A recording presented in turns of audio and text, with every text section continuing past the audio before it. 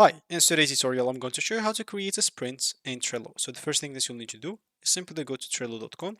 If it's your first time, of course, you'll be taken to the homepage of their website, which is going to be this. You can click on login at the top right corner to log in, or get Trello for free to create an account if you don't have an account.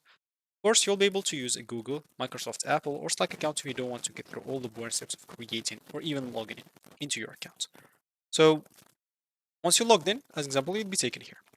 If you don't have a workspace, make sure to go and create one. Very simple. And if you don't have any board, go and create a board. Of course, for us, we want to create a sprint.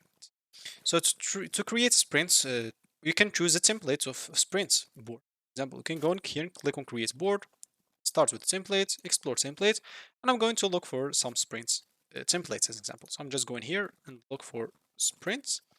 As you can see, I have three templates for sprints. We have sprint retro. So of course I can click on it to see the full name.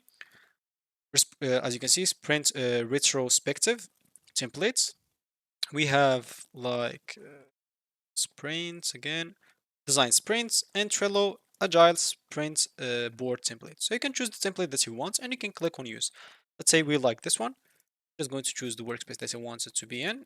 This one, keep the cards, keep the templates cards. If you don't want it, if you don't want any of those like things that is in here, you can simply just uncheck these options and click on create.